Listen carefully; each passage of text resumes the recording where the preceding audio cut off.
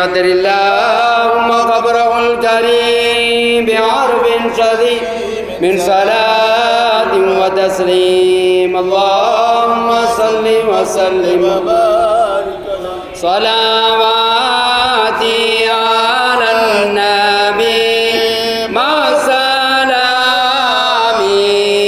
وهو خير الأنام بدر التمام رضي الله عني إمام الفخار عني إمام المحدثين البخاري وارضى والديه والأقرباء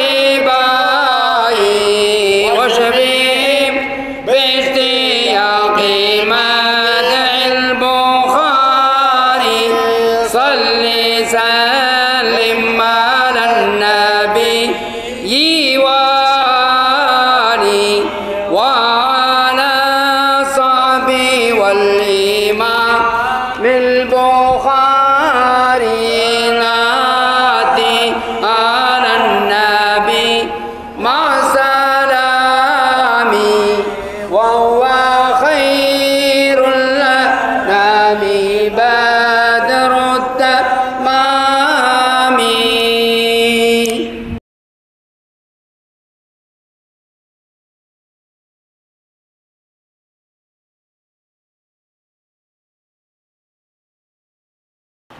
السلام عليكم ورحمة الله وبركاته. كيف حالي يا إلهي ليس لي خير العمل سوء أعمالي كثير زاد طاعاتي قليل قل لنار أبردي يا ربي في حقي كما قلتها يا نار كوني أنت في حق الخليل أنت شافي أنت كافي في مهمات الأمور أنت ربي أنت حسبي أنت لي نعم الوكيل.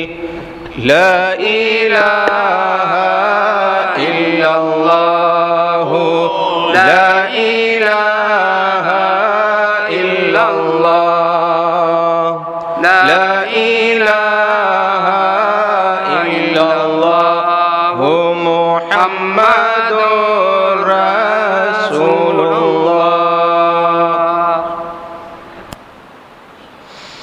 الحمد لله الحمد لله الذي أنطق نوع الإنسان بمنطق الفصيح والصلاة والسلام على محمد الذي من كان نبيا وآدم بين الماء والطين وعلى آله وأصحابه وناصره ومحبه والناس أجمعين. قال الله تعالى في القرآن الكريم وفي الفرقان المجيد بعد أعوذ بالله من الشيطان الرجيم بفضل بسم الله الرحمن الرحيم. قل يا عبادي الذين أسرفوا على أنفسهم لا تقنطوا من رحمة الله إن الله يغفر الذنوب جميعا. وقال نبينا صلى الله عليه وسلم من قال أنا خير من يونس بن متى فقد كذب. صدق الله العلي العظيم وصدق رسوله النبي الكريم ونحن على ذلك من الشاهدين والشاكرين الحمد لله رب العالمين. புகழனைத்தும் ஏக வல்லோன் அல்லாஹ்விற்கே சொந்தம்.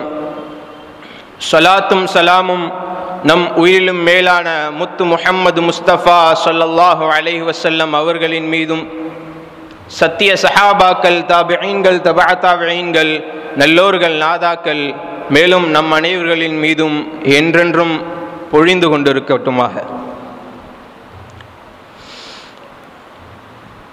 கண்ணியத்திற்குரிய உலமா பெருமக்களே, மரியாதைக்குரிய பெரியோர்களே, சகோதரர்களே, திரைமறைவிலிருந்து செவியேற்று கொண்டிருக்கும் தாய்மார்களே, சகோதரிகளே,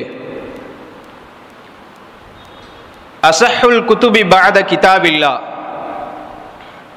உலகத்திலே இந்த பூமியின் மேல் பரப்பிலே அல்லாஹ்வினுடைய வேதத்துக்கு பிறகு அடுத்தபடியாக சஹீஹான ஒரு புத்தகம், குறைகள் இல்லாத ஒரு புத்தகம், ஒரு கிதாப் என்று சொன்னால் அது இந்த சஹீஹுல் புகாரி, இமாம் புகாரி ரஹ்மத்துல்லாஹ் அவர்களுடைய இந்த கிதாபாகும். அந்த கிதாபினை, அதனுடைய மஜ்லிஸை காலம் காலமாக நடந்து கொண்டிருக்கிறது. நூற்றாண்டை எட்டிருக்கும் நிலையிலே நாம் இந்த 98வது ஆண்டிலே வீற்றிருக்கிறோம். அல்லாஹு தஆலா இந்த மஜ்லிஸினை கியாமத் நாள் வரை தொடர்ந்து நடப்பதற்கு தௌஃபீக் செய்வானாக. மேலும் இந்த மஜ்லிஸின் மூலமாக நம்முடைய அனைத்து ஹாஜாத்துகளையும் அல்லாஹு தஆலா நிறைவேற்றி தந்தருள்வானாக. ஆமீன். கண்ணியத்திற்குரிய அல்லாஹ்வின் நல்லடியார்களே, இன்றைய பாடம் கிதாபு தஃப்சீரிலே சூரத்துல் யாசிலிருந்து ஆரம்பமாகிறது, சூரத்துல் மலாயிகாவிலிருந்து. மேலே கூறிய ஒரு ஹதீஸ் பெருமானார் ஸல்லல்லாஹு அலைஹி வஸல்லம் அவர்கள் சொன்னதாக ஒரு ஹதீஸ் இந்த இன்றைய பாடத்தில் வருகிறது. மன் கால அன கைரும் மின் யூனுஸ் இப்னு மத்தா ஃபகத் கதப, யார் யூனுஸ் அலைஹிஸ்ஸலாம் அவர்களை விட நான் சிறந்தவர் என்று சொல்கிறாரோ அவர் பொய்யுரைத்து விட்டார் என்பதாக பெருமானார் ஸல்லல்லாஹு அலைஹி வஸல்லம் அவர்கள் சொன்னார்கள். ஏன் அவ்வாறு சொல்ல வேண்டும்? யாராலும் மறுக்க முடியாத ஒன்று, பெருமானார் ஸல்லல்லாஹு அலைஹி வஸல்லம் அஷ்ரஃபுல் ஹல்க், இமாமுல் முர்சலீன் உல் அன்பியா, ஹாத்திமுல் அன்பியா, ஹபீபுல்லா என்று யாரும் நெருங்க வர முடியாத ஒரு அந்தஸ்திலே பெருமானார் ஸல்லல்லாஹு அலைஹி வஸல்லம் அவர்கள் இருக்கிறார்கள். இருந்த போதிலும் பெருமானார் ஸல்லல்லாஹு அலைஹி வஸல்லம் அவர்கள் எதற்காக சொல்ல வேண்டும்?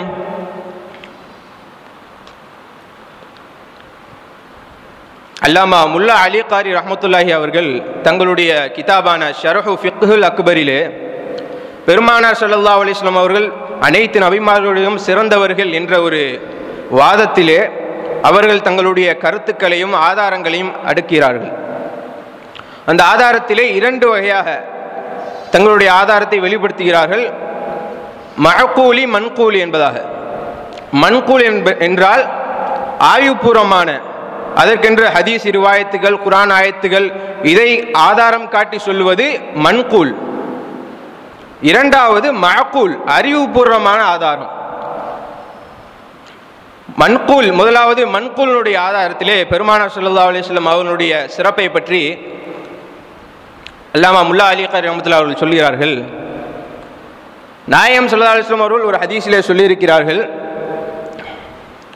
அன சய்யிது உல்தி ஆதம வலா ஃபஹர், நான் ஆதம் அலைஹிஸ்ஸலாம் அவருடைய சந்ததியினரின் தலைவனாக இருக்கிறேன், இருப்பினும் எனக்கு பெருமை கிடையாது, எனக்கு அந்த கர்வம் கிடையாது என்பதாக பெருமானார் ஸல்லல்லாஹு அலைஹி வஸல்லம் சொல்லுவார்.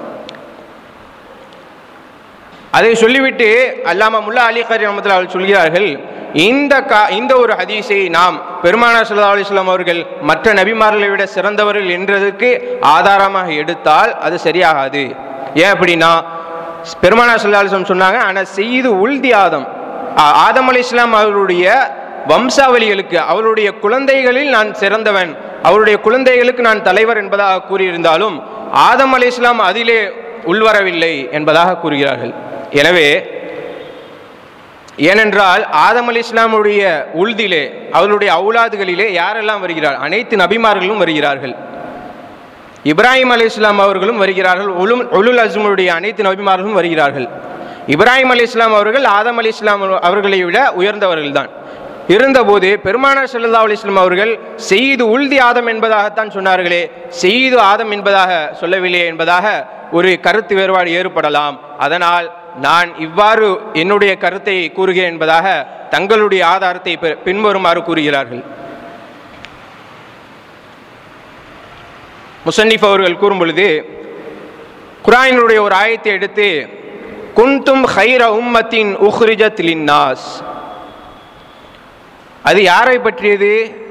நம்முடைய பெருமானார் ஸல்லல்லாஹு அலைஹி வஸல்லம் அவருடைய உம்மத்தான நம்மளை பற்றிய ஒரு ஆயத். அல்லாஹ் தஆலா நம்மளை பற்றி கூறுகிறான்.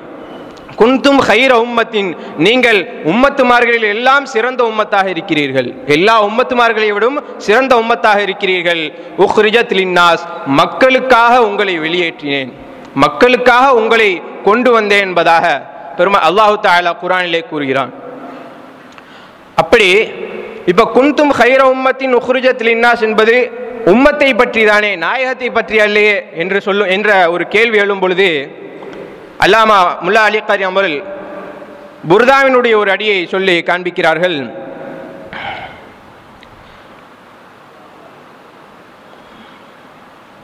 புர்தாவினுடைய அடியிலே பி அக்ரமி ருசுலி குன்னா அக்ரமல் உமமி என்பதாக நாம் எல்லாம் ஓதுவோம்.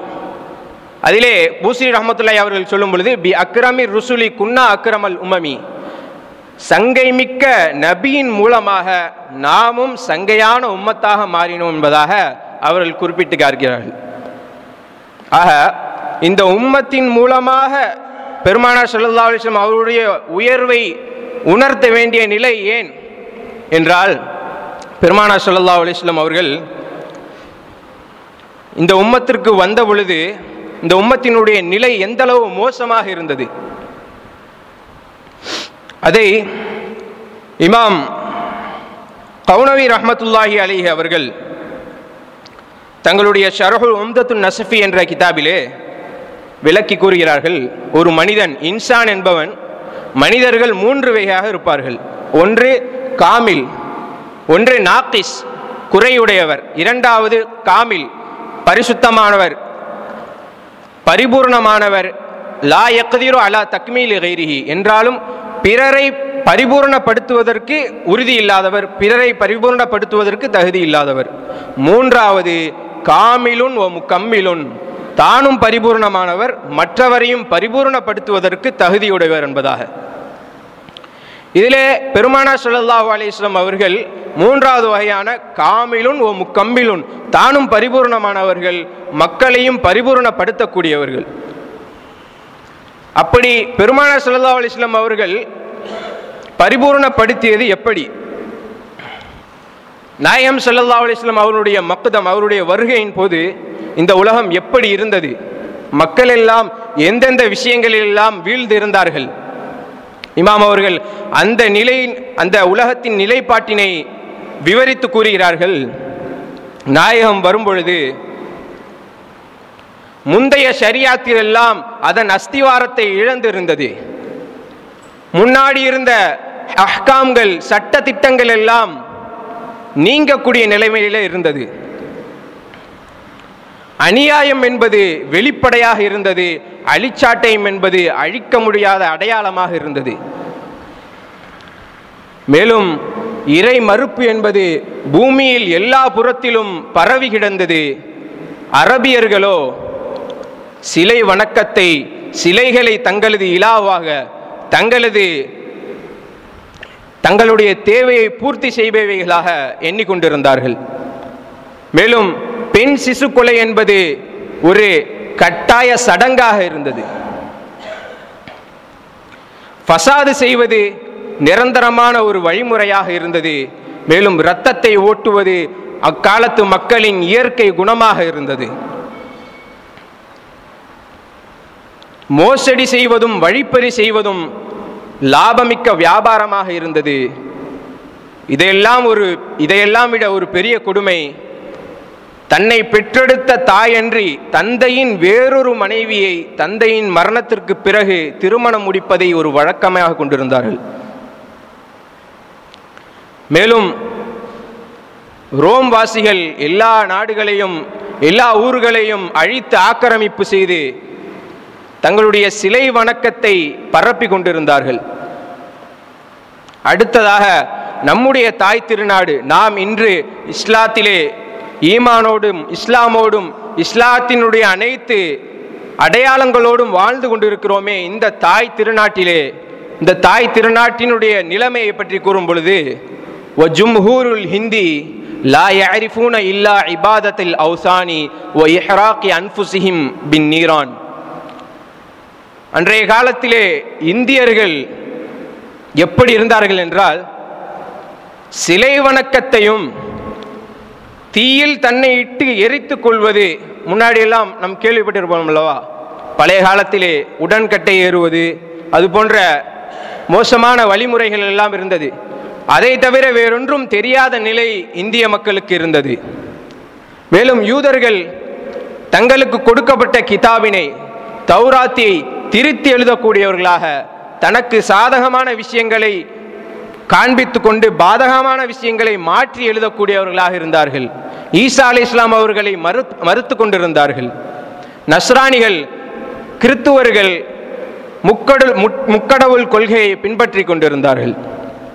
அப்படிப்பட்ட ஒரு கோரமான நிலை, மக்கள் எல்லாம் நல்லது என்றால் என்னவென்றே தெரியாது, அழிச்சாட்டயம் என்பதுதான் அவருடைய இரத்தத்தில் ஊறி கொண்டிருந்தது. அப்படிப்பட்ட நிலைமையில்தான் பெருமானார் ஸல்லல்லாஹு அலைஹி வஸல்லம் அவருடைய ஹுசூர் வருகிறது. நாயகம் ஸல்லல்லாஹு அலைஹி வஸல்லம் அவர்கள் வந்து அத்துணை அழிச்சாட்டயங்களையும் ஒழிக்கிறார்கள். மக்களின் மனதிலே துன்யாவை அகற்றி அல்லாஹ்வினுடைய முஹப்பத்தை திணிக்கிறார்கள். கண்ணியமான ஆட்சியை நிறுவுகிறார்கள். அனைவர்களுக்கும் சந்தோஷமான வாழ்க்கையையும், அனைவர்களுக்கும் எந்த ஒரு தீங்கு இல்லாத ஒரு சமநிலையும் ஏற்படுத்தி தருகிறார்கள். இந்த மேல் கூறிய பொழுது காமில் முக்கம்மில் என்று சொன்னேன் அல்லவா, அதிலே திருத்துவது இரண்டு விதம், நலுரியா அமலியா என்பதாக இரண்டு வகை இருக்கிறது. ஒன்று நலுரியா என்றால் மஅரிஃபத்துல்லா, அமலியா என்றால் தாஅத்துல்லா, அல்லாஹ்வினுடைய வழிபாடு, தொழுகை, நோன்பு, இது போன்ற அமல்களை கொண்டு நடக்கக்கூடிய ஒரு நடத்தாட்டக்கூடிய ஒரு முறை என்பது அமலியா. இந்த நலுரியா என்பது மஅரிஃபத்துல்லா, அல்லாஹ்வை அறிவது. அல்லாஹ்வை அறிவது என்பது எவ்வளவு முக்கியமான ஒரு விஷயம். மன் அரஃப நஃப்ஸஹு ஃபகத் அரஃப ரப்பஹு, யார் தன்னை அறிந்து கொண்டானோ அவன் தன்னுடைய ரப்பை அறிந்து கொண்டான் என்பதாக பெருமானார் ஸல்லல்லாஹு அலைஹி வஸல்லம் அவர்கள் சொன்னார்கள். ஆனால் அல்லாஹ்வை அறிவது என்பது, அல்லாஹ்வை வணங்குவது நமக்கு தெரியும். அல்லாஹ் தஆலா குர்ஆன்ல சொல்றான், உங்களை நான் என்னை வணங்குவதற்காகவே அன்றி நான் படைக்கவில்லை என்பதாக. அப்போ அந்த ஒரு ஆயத்திற்கு இப்னு அப்பாஸ் ரலியல்லாஹு அவர்கள் தஃப்சீர் சொல்லும் பொழுது, ஒமா ஹலக்குத்துல் ஜின்ன ஒல் இன்ச இல்லா லியஅபுதுன் என்பதாக அல்லாஹ் கூறினான். அதற்கு தஃப்சீரிலே இப்னு அப்பாஸ் ரலியல்லாஹு அவர்கள் சொல்லும் பொழுது, இல்லா லியஅரிஃபூன், என்னை அறிவதற்காகவே அன்றி உங்களை நான் படைக்கவில்லை என்பதாக அல்லாஹ் தஆலா கூறியதாக தஃப்சீரிலே கூறுகிறார்கள். அதே பொழுது ஒரு ஹதீஸே குதுசியிலே அல்லாஹ் தஆலா கூறுவான், குன்து கன்ஸ மக்ஃபியா, நான் ஒரு மறைக்கப்பட்ட பொக்கிஷமாக இருந்தேன். ஃபஅஹ்பப்து அன் உஅரஃப, நான் அறியப்பட வேண்டும் என்பதாக நான் பிரியப்பட்டேன். ஃபஹலக்துல் ஹல்க, எனவே படைப்பினத்தை படைத்தேன் என்பதாக. இதிலும் பெருமானார் ஸல்லல்லாஹு அலைஹி வஸல்லம் சிறப்பு வருகிறது. ஃபஹலக்துல் ஹல்க, அரபியிலே அலிஃப்லாம் என்பது மஅரிஃபா என்பதாக சொல்வார்கள், குறிப்பிட்ட ஒரு பொருளை சொல்வதற்காக. மஅரிஃபா நக்கிரா என்று இரண்டு வகை இருக்கிறது. மஅரிஃபா என்றால் ஒரு பொருளை குறிப்பிட்டு சொல்வது, இந்த நபர் என்பதாக. நஅரிஃபா என்றால், நக்கிரா என்றால் பொதுவாக மனிதர், அதில் யார் வேண்டாலும் உள்ள வருவாங்க. அதில் அலிஃப்லாம் என்பது மஅரிஃபாவினுடைய அர்த்தத்தை கொடுக்கக்கூடியது. அல்லாஹ் தஆலா கூறிய பொழுது ஃபஹலக்துல் ஹல்க, அல் ஹல்க என்பதாக குறிப்பிட்ட ஒரு ஹல்கை, குறிப்பிட்ட ஒரு படைப்பினத்தை கூறும் பொழுது அது பெருமானார் ஸல்லல்லாஹு அலைஹி வஸல்லம் அவர்களைத்தான் தன்னை அறிவதற்காக படைத்தேன் என்பதாக சூஃபியாக்கள் விளக்கம் சொல்வார்கள்.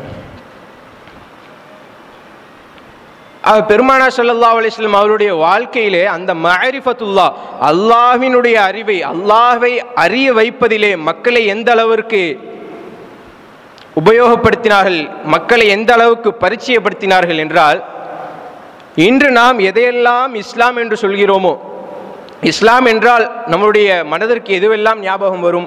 தொழுகை, நோன்பு, ஜக்காத்து, இதுவெல்லாம் இஸ்லாத்தினுடைய கடமைகள். இஸ்லாம் என்று சொன்னவுடன் நமக்கு இதுதான் நம்முடைய மனதிற்கு வரும். ஆனால் இந்த எல்லா கடமைகளும் ஹிஜ்ரத்துக்கு பிறகு வந்தது. பெருமானார் ஸல்லல்லாஹு அலைஹி வஸல்லம் மதீனாவுக்கு பிறகுதான் தொழுகை கடமையானது, மேலும் நோன்பு எல்லாம் கடமையானது. அப்பொழுது மக்காவிலே இருந்த பொழுது பெருமானார் ஸல்லல்லாஹு அலைஹி வஸல்லம் அவர்கள் மக்களுக்கு என்ன செய்து கொண்டிருந்தார்கள்?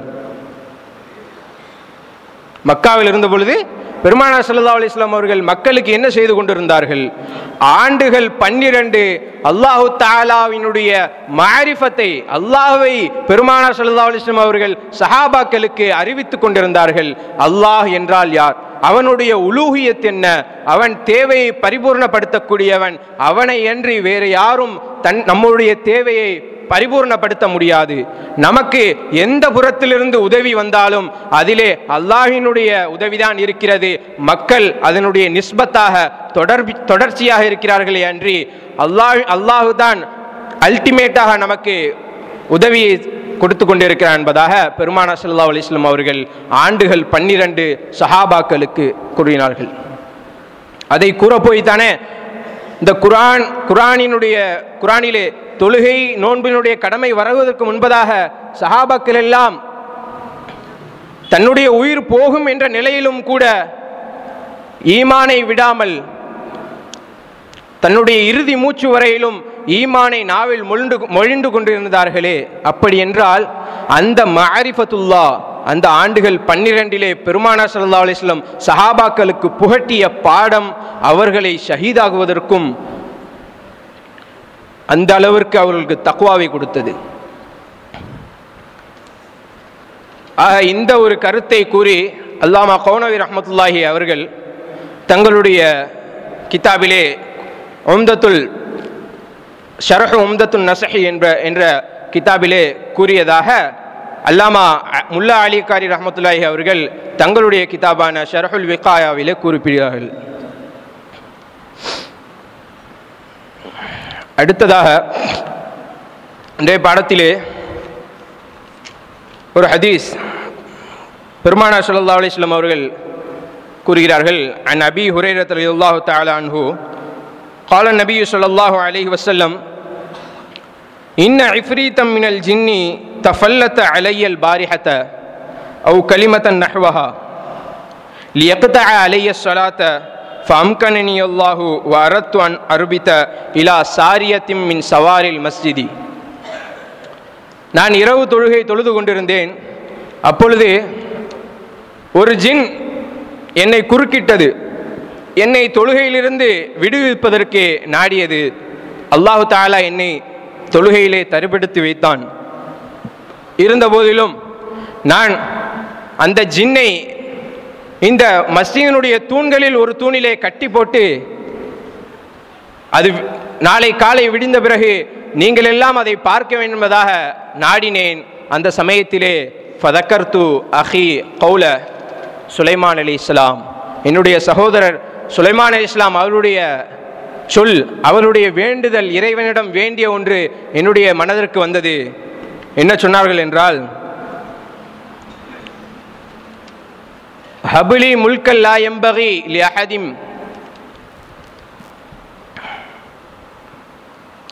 எனக்கு ஒரு சக்தியை கொடு யா அல்லாஹ், எனக்கு ஒரு வசப்படுத்தும் திறனை கொடு. லா யம்பகி லி அஹதிம் பஅதி, எனக்கு பிறகு எந்த ஒருவருக்கும் அது கிடைக்கக்கூடாது. அப்படிப்பட்ட ஒரு சக்தியினை, அப்படிப்பட்ட ஒரு திறனை எனக்கு கொடு என்பதாக சுலைமான் அலைஹிஸ்ஸலாம் அவர்கள் அல்லாஹ்விடம் கேட்டுக்கொண்டது எனக்கு ஞாபகம் வந்தது. அதனால் அந்த ஜின்னை நான் விடுவித்து விட்டேன் என்பதாக பெருமானார் ஸல்லல்லாஹு அலைஹி வஸல்லம் சொன்னார்கள். அவர்கள் அஷ்ரஃபுல் ஹல்க், இமாமுல் முர்சலீன் உல் அம்பியா, எல்லா நபிமாரோடும் சிறந்தவர்களாக இருப்பினும் அனைத்து நபிமார்களுக்கும் கொடுக்கப்பட்ட முஅஜிஸத் ஒட்டுமொத்தமாக பெருமானாருக்கு கொடுக்கப்பட்டிருந்தும், ஆனால் மற்றொரு நபி அவர்கள் வேண்டிய ஒரு துஆவினை நாம் அதற்கு முரணாக ஆகிவிடக்கூடாது, அவருடைய விருப்பத்திற்கு நாம் மாறாக ஆகிவிடக்கூடாது என்பதற்காக அந்த ஜின்னை அவர்கள் விடுவித்து விட்டார்கள் என்பதாக பெருமானார் ஸல்லல்லாஹு அலைஹி வஸல்லம் அவர்கள் அவருடைய செயலிலே நமக்கு தெரிய வருகிறது. அதேபோல் பெருமானார் ஸல்லல்லாஹு அலைஹி வஸல்லம் அவர்கள் அன்றைய காலத்திலே எந்த அளவு துன்பத்திற்கு ஆளானார்கள். குறைஷிகள் நாயகத்தை துன்புறுத்தியது என்பது சாதாரணமான விஷயம் அல்ல. அந்த நிகழ்வுகளை கேட்டால் கூட இலகிய நெஞ்சமெல்லாம் பதறிவிடும்.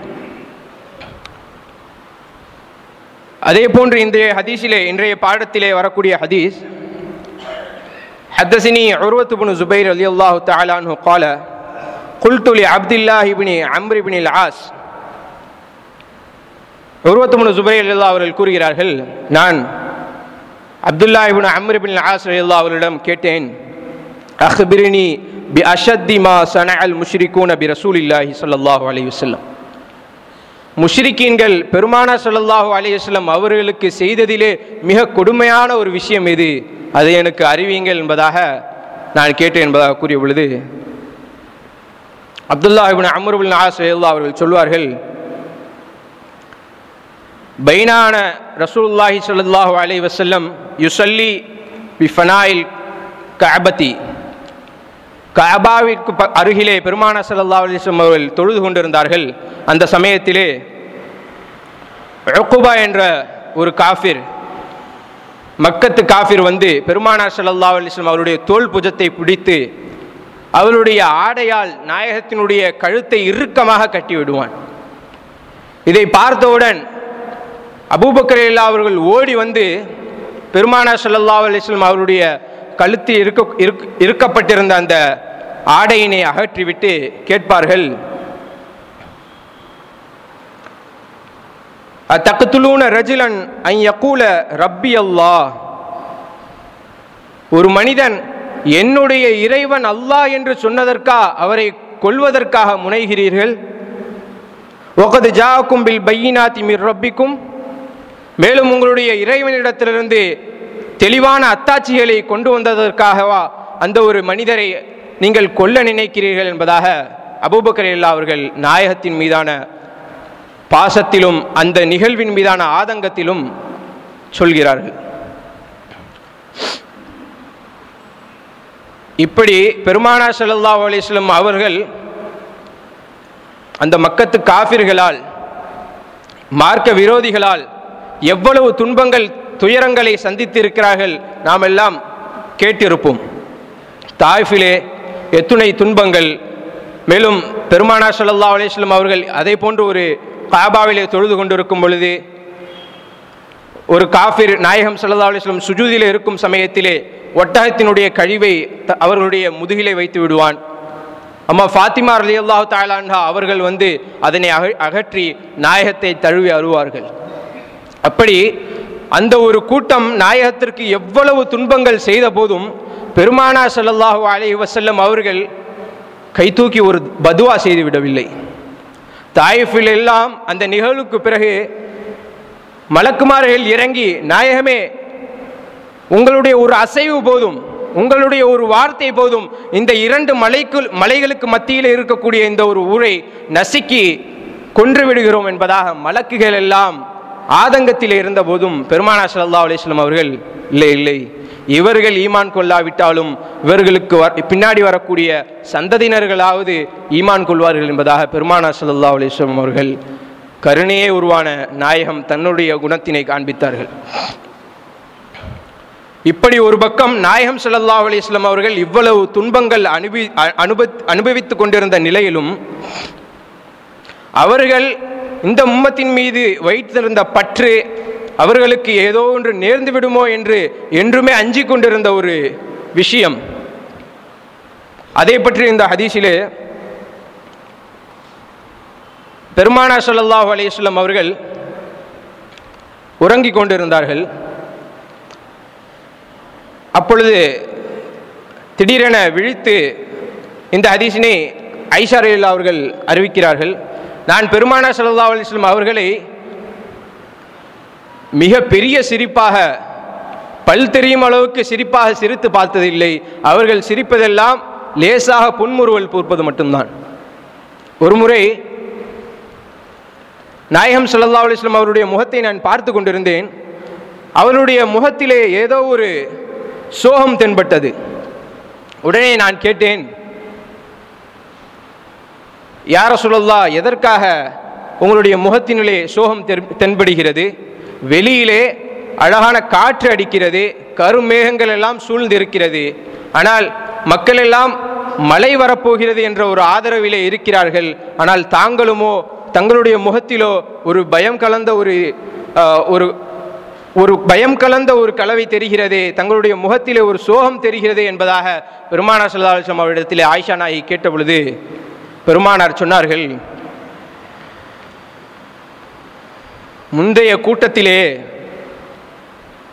இதே போன்ற ஒரு காற்று, இதே போன்ற ஒரு கருமேகங்கள் வந்து அவருடைய கூட்டத்தையே அழித்து சென்றது.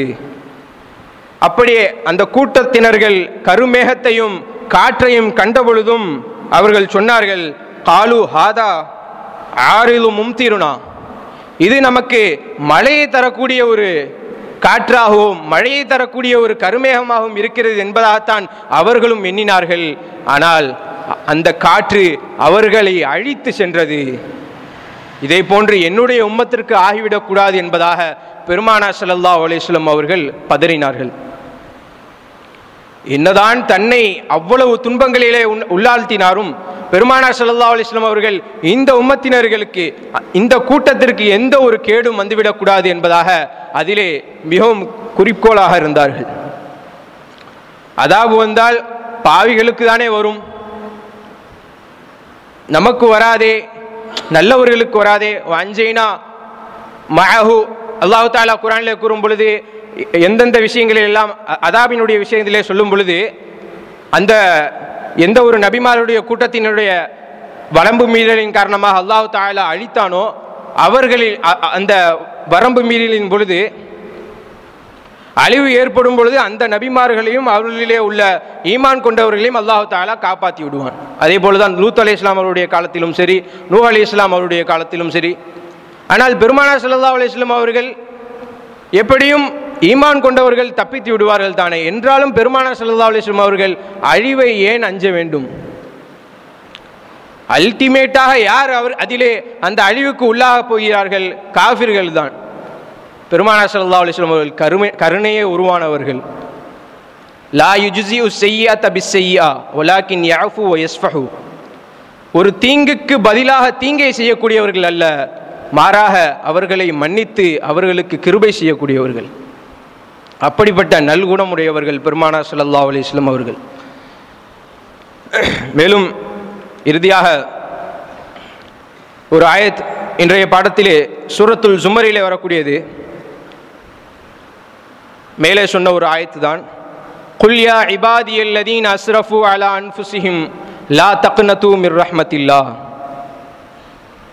நாயகமே சொல்லுங்கள், யா இபாதியல்லதீன அஸ்ரஃபு அலா அன்ஃபுஸிஹிம், தங்களுக்கு தாங்களே தீங்கு விளைவித்துக் கொண்ட என்னுடைய அடியார்களே, லா தக்னது மிர் ரஹ்மத்தில்லாஹ், அல்லாஹ்வினுடைய ரஹ்மத்தை விட்டும் நீங்கள் நிராசை அடைந்து விட வேண்டாம். இன்னல்லாஹ் யக்ஃபிரு துனூப ஜமீஆ, நிச்சயமாக அல்லாஹ் தஆலா அனைத்து பாவங்களையும் மன்னிக்க கூடியவனாக இருக்கிறான் என்பதாக அல்லாஹ் தஆலா குர்ஆனிலே கூறுகிறான். உம்தத்துல் காரியிலே புகாரி இமாம் சஹீஹுல் புகாரினுடைய ஷரஹ் உம்தத்துல் காரியிலே இமாம் அவர்கள் கூறும் பொழுது, இந்த ஆயத்தினுடைய சபபு நுசூல், இதை இறங்குவதற்கான காரணம், அதனுடைய விஷயத்திலே சில கருத்து வேறுபாடுகள் இருக்கிறது. அதிலே ஒன்று, முந்தைய காலத்திலே குஃப்ரு செய்த மக்கள், குஃப்ரு செய்து மக்கள், மேலும் கொலைகள், கொள்ளைகள், ஜினா போன்ற பெரும்பாவங்களில் ஈடுபட்டவர்கள் இஸ்லாத்திற்கு வந்த பிறகு அவர்களிலே ஒரு நிராசை தரிபட்டது. ஏனென்றால் அல்லாஹ் தஆலா கூறுகிறான், எல்லா பாவங்களையும் நான் மன்னித்து விடுவேன் குஃப்ரு செய்வதை தவிர என்பதாக. அப்படிப்பட்ட ஒரு பெரும் பாவத்தை நாங்கள் செய்து கொண்டு வந்திருக்கிறோமே, அந்த ஒரு பாவத்தை செய்து கொண்டு நாங்கள் இஸ்லாத்தில் வந்திருக்கிறோமே, அல்லாஹு தாலா எங்களை மன்னிப்பானா என்று கேட்ட பொழுது அதற்கு தான் அல்லாஹு தாலா அந்த மக்களுக்கு ஆறுதல் கூறும் விதமாக லா தக்னது மிர் ரஹ்மத்தில்லா, இந்த அல்லாஹினுடைய ரஹ்மத்தை விட்டும் நீங்கள் நிராசை அடைந்து விட வேண்டாம் அல்லாஹ் என்பதாக அல்லாஹு தாலா நமக்கு ஆறுதல் அளிக்கிறான். ஆக அல்லாஹினுடைய ரஹ்மத்தை என்றுமே ஆதரவு வைத்து எல்லா நிலைகளிலும் அவனை முன்வைத்து அவனுடைய பொருத்தத்தை எதிர்பார்த்து நம்முடைய காரியங்களை அவனுக்கு பொருத்தமானதாகவும் அல்லாஹ் ரசூல் ஷேக் வலியுல்லாக்கள் அனைவருக்கும் பொருத்தமான ஒரு காரியங்களாக நம்முடைய அனைத்து காரியங்களையும் அல்லாஹு தஆலா ஆக்கியருள்வானாக. மேலும் யாரெல்லாம் துஆ செய்ய சொல்லியிருந்தார்களோ, இந்த மஜ்லிஸின் பொருட்டால் யாரெல்லாம் நோய்வாய்ப்பட்டிருக்கிறார்களோ அவருடைய நோய்களை அல்லாஹு தஆலா ஷிஃபா ஆக்கி தருவானாக. யாரெல்லாம் கடனாளியாக இருக்கிறார்களோ அவருடைய கடனை அல்லாஹு தஆலா அழகிய முறையிலே திருப்பி கொடுப்பதற்கு தௌஃபீக் செய்வானாக. மேலும் யாரெல்லாம் திருமணமாகாமல் இருக்கிறார்களோ அவர்களுக்கு உரிய ஜோடியை அமைத்து சலாமத்தான முறையிலே திருமணம் முடிப்பதற்கு தௌஃபீக் செய்வானாக. மேலும் யாரெல்லாம் திருமணமாகி குழந்தை பாக்கியம் இல்லாமல் இருக்கிறார்களோ அவர்களுக்கு சாலிஹான குழந்தை பாக்கியத்தை அல்லாஹு தஆலா தந்தருள்வானாக. மேலும் யாரெல்லாம் குழந்தை உண்டாகி இருக்கிறார்களோ சலாமத்தான முறையிலே சாலிஹான குழந்தையை பெற்றெடுப்பதற்கு வல்ல அல்லாஹ் தௌஃபீக் செய்வானாக. வ ஆகிர் தஆனா அல்ஹம்துலில்லாஹி ரப்பில் ஆலமீன். அஸ்ஸலாமு அலைக்கும் வரஹ்மத்துல்லாஹி வபரகாத்துஹு.